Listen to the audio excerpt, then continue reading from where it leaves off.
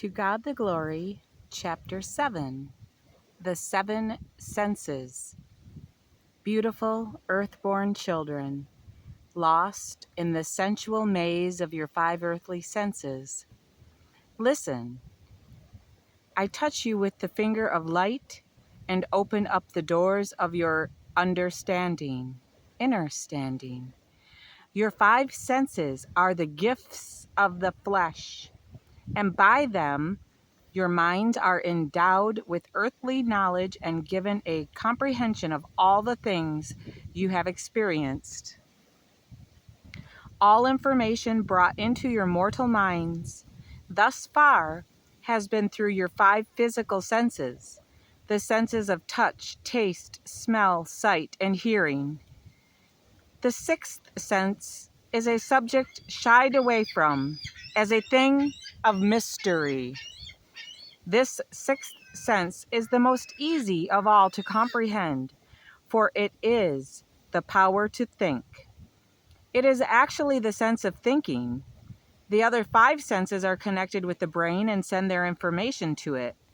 The sixth sense is located within the brain and is the power of the thinking mind. To formulate opinions, to weigh conditions, to measure a situation, and to evaluate information.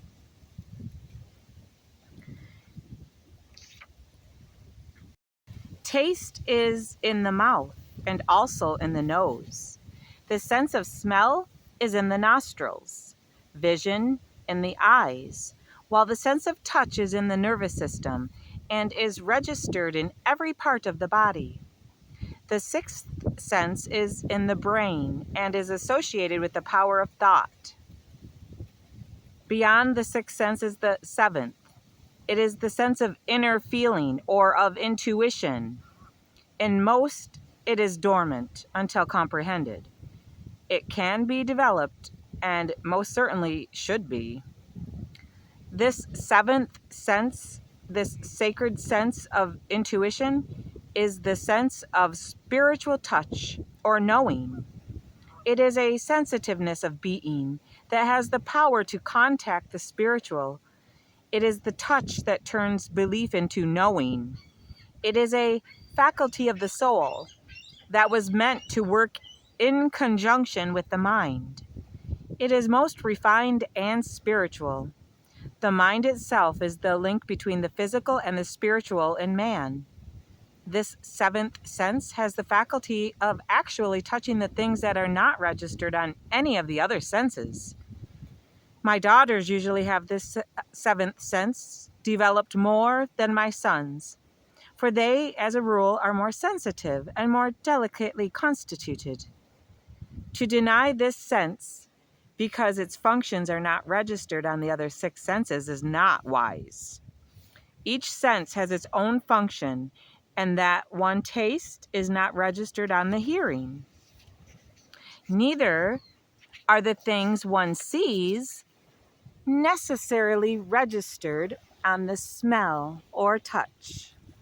Occasionally, these senses overlap in their functioning. Taste and smell are very close related.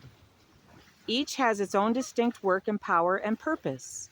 Therefore, because this seventh sense is not registered on the other five senses, does not disprove it. Yea, describe to another the taste of an apple, the smell of a rose, the color of a sunset to him who is blind, the glory of a symphony without the instruments to produce a single note, nor the voice to sing. This seventh sense is less understood only because it is less developed in most people than are the other senses. And it is true that some senses are more keen in some than in others. Some of your own senses may be more intensely sensitive than others. The purpose and mission of the senses is to give information that accumulates as experience and knowledge is registered by the sixth sense upon the brain. For instance, if you get burned, you learn by sight to discern what is hot, and by touch what the result of that contact means to you. The six senses were meant to be the obedient servants of man in his physical existence. However, they have not always been the servants. They have more often been the rulers. When they are permitted to rule, they become tyrants, and their function grows out of bounds and becomes what was anciently called sensual. Mankind from that day forth became carnal, sensual, and devilish. Carnal means worldly. Greed, lust, passions, and all animal appetites rule in riotous tyranny, and man becomes the slave. Wild thoughts run rampant, and uncontrolled and untold evils are the result. Gluttonous appetites and lusts are developed, and one degenerates back to the uncontrolled instincts of the animal. Because of these negative conditions that have come forth through the uncontrolled senses, there have been false teachers who have taught that the senses should be deadened.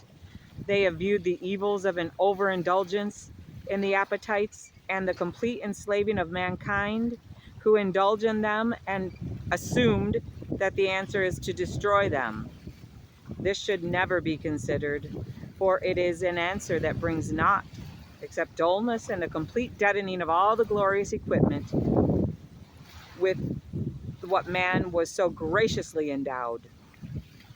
If one abuses these divine gifts, they automatically become deadened and less keen in the ability to bring joy in the perfection of God's surroundings and divine blessings. The senses should, if possible, be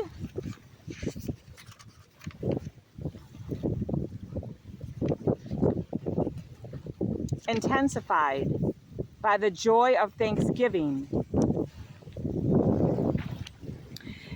Yet they should always be understood and in complete control. They were meant to be your servants, and through them you may learn to comprehend your surroundings and to fulfill your destiny in singing honor, not in deadened existence. The precious senses given so graciously to man, woman, should be more keenly developed, intensified, and fully appreciated. Through these sacred senses come all your enjoyments of the great creations of the Almighty, and man is that he might have joy. Learn to appreciate more fully the beauty your eyes behold in tree and flower and fountain and sky, and in the faces of your fellow men and women. Learn to rejoice in the melody of music and in the lilting song of the bird. Learn to be thankful for the pure, wholesome food, not too overspiced nor overseasoned, yet in the Mother Father's gifts of great abundance, and as near as he and she created them as possible. Learn to rejoice more fully in the fragrance of a flower.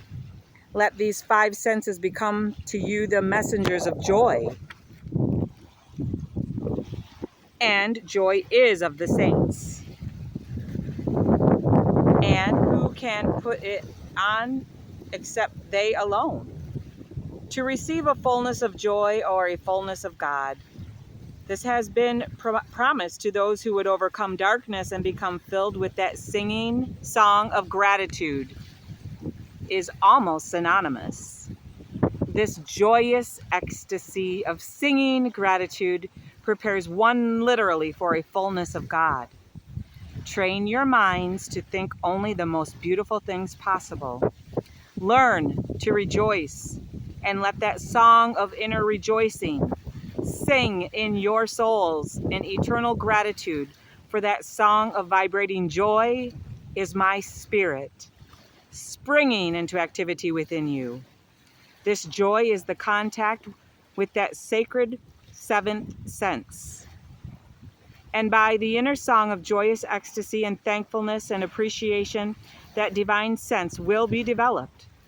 And now, my dearly beloved, I would reveal to you a new mystery. There are 7 colors in the rainbow. There are 7 notes in an octave. The 8th color is the first one repeated again. Your rainbow can be repeated again and again in endless multiple expression. As purple blends into indigo, and indigo into blue, and blue into green, and green into yellow, and yellow into orange, and orange into red, and red into purple, and so on, endlessly, each color related to those on either side. So it is with music also. Each tone or note is related to the one above and the one below it. Each note is a link in the eternal melody of sound and harmony, even as each color is a link in the prism of painted glory.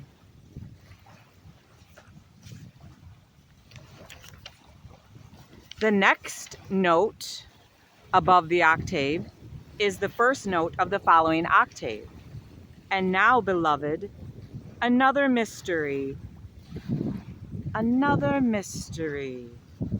I will reveal. When all the 7 colors are gathered back into the one, they become the pure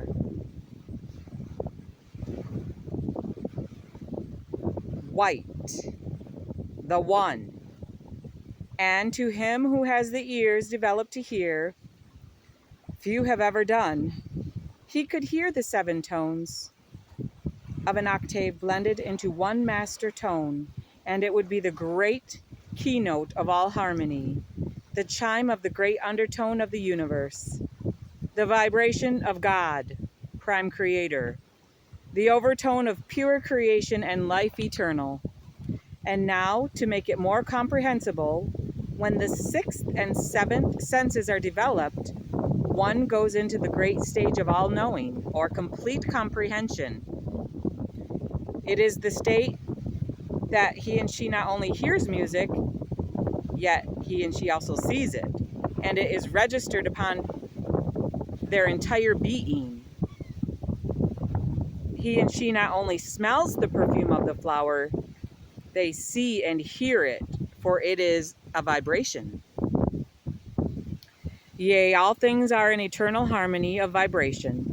Some of these vibrations are expressed on taste, others on touch or smell or hearing or sight. Yet do they all belong to the one? That is the faculty of all knowing. When one learns to intensify the senses in joyous, loving gratitude and praise, they become the great allness of complete comprehension. The state of actually knowing, and one is filled with the fullness of God, prime creator, or the fullness of joy and understanding, understanding, and power, with a complete knowledge of prime creator. This is life eternal. It is now, therefore, the 7th sense and its power and development that I desire to reveal to you. The brain is an organ of the physical being. It is mortal and of the flesh. Since its servants and helpers in power to operate are the first 5 senses, it is limited completely to physical experiences and physical knowledge unless it has the seal removed. That has caused it to remain blind. Remove that seal. This 6th sense, that is the power of thought, is from the mortal physical brain. It comprehends of itself only tangible things. This is not its complete power of functioning. It has the power, when developed, to contact the spiritual. This comes when the power to believe and know is developed. Then one need no longer go about in what has always been known as blindness of mind. As one begins to love God with all their hearts, all their mind, the mind is touched by that outflowing love and can be transformed from a mere physical organ to one in contact with the divine. Such unsealed minds can be endowed with divine purpose.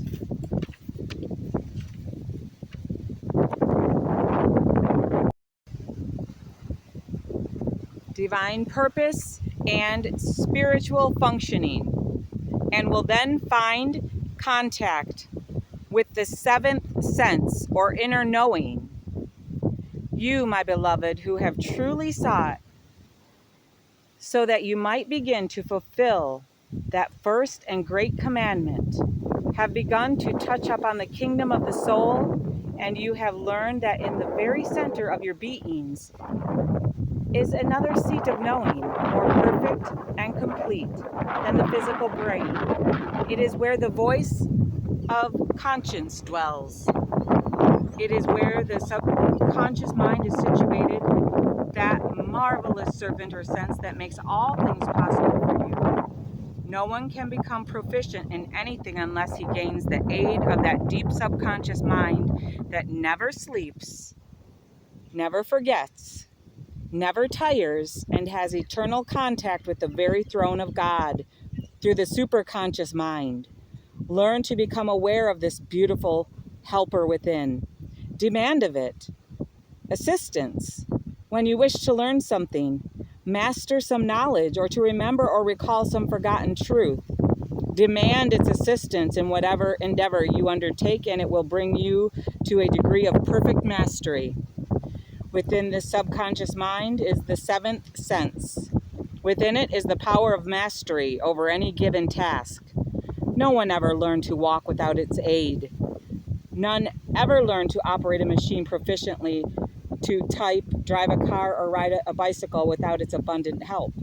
No one ever became a great musician or mastered any art or profession without its unsleeping, untiring assistance. It is the sacred helper. Learn to be aware of this divine helper within and appreciate it, giving thanks for its unwearying help.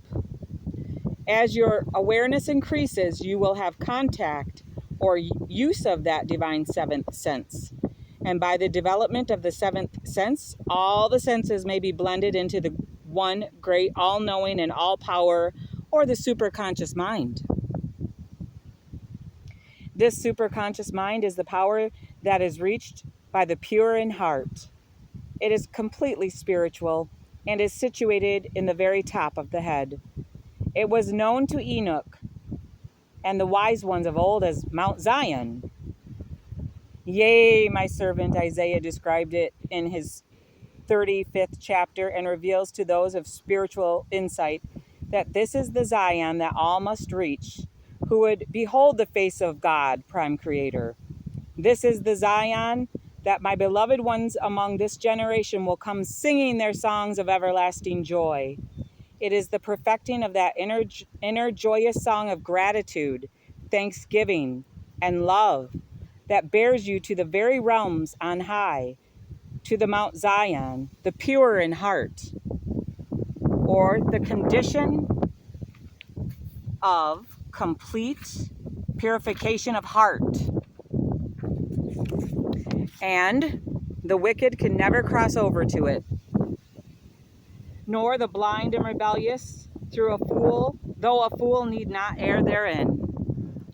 All the senses are spiritual,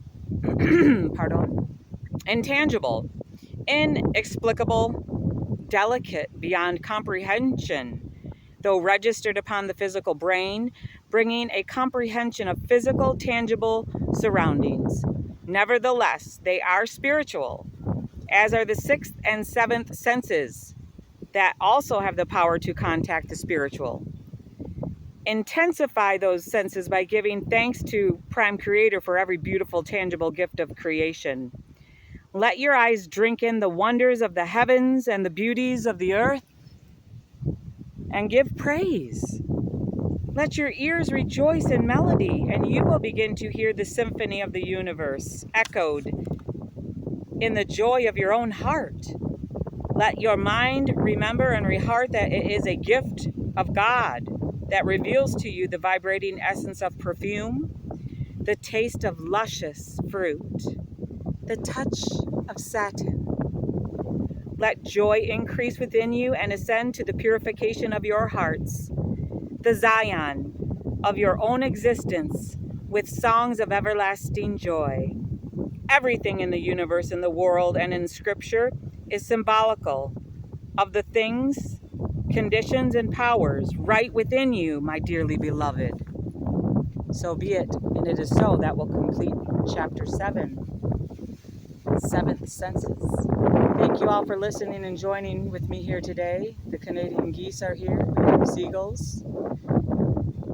You are all so beautiful to me. Thank you for loving me. I love you all. It's so beautiful. Thank you. You're the best audience for today.